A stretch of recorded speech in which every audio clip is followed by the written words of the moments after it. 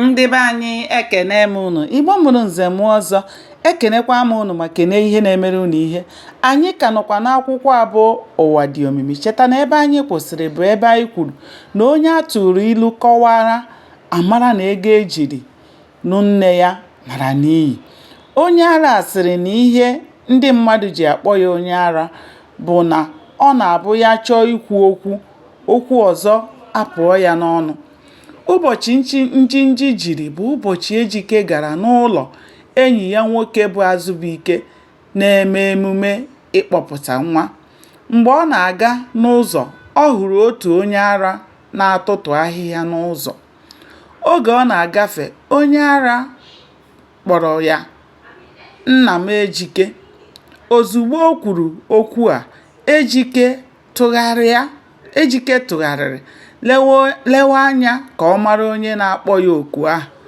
Mgbe ọ matara na ọ bụ onye ara na-akpọ ya, o kwuru sị, "Echere m na ọ bụ mmadụ na-akpọ m." Onye ara gwara ya sị, "Nna m, hapụ ka m dị ma were okwu ọnụ m mere ihe." Mgbe onye ara ahụ kpu okwu n'ọnụ, akpata oyi malitere wube Ejike n'ahụ. O wee kwụrụ na-ele ya sị. Onye ara gara n'ihu mee ka ọ mata na ọ bụ Chinwe gburu Ikechukwu site n'ịkọrọ ya na ọ bụ nri o debere ka o gbuo nso ka Ikechukwu richara wee bụrụ onye nwụrụ anwụ. Ọ dọrọ ya aka na ntị ka uche ya dị n'ebe Chinwe nọ, n'ihi na o nwere ike imemila ya mgbe ọ tụghị anya ma ọ bụrụ na uche ya adịghị ya. Ejike werere ire ya gụọ eze ya ọnụ wee mara na ihe onye amụma gwara ya bụ eziokwu. Ọ bụ oge ahụ ka o jiri kwuo sị na ya bụ ihe ahụ ọ hụrụ na nlọ bụ ihe mere eme.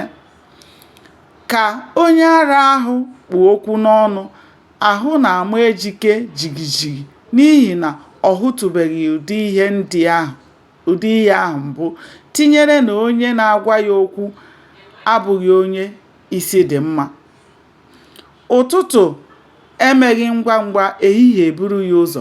Ejike laruru ụlọ wee na-eche ihe ya na ụwa ya ga-eme. Nke na-ewutekarịcha ya bụ na onye ara ahụ gwara ya na Chinwe nwere ike igbu ya mgbe ọ na-atụghị anya ya. Ejike kwụsịrị iri nri n'ụlọ. Gbanịa na-esonyere m ka anyị chọpụta ihe mere n'ime akwụkwọ abụọ ụwa dị omimi. Ndewo, ka o mesịa.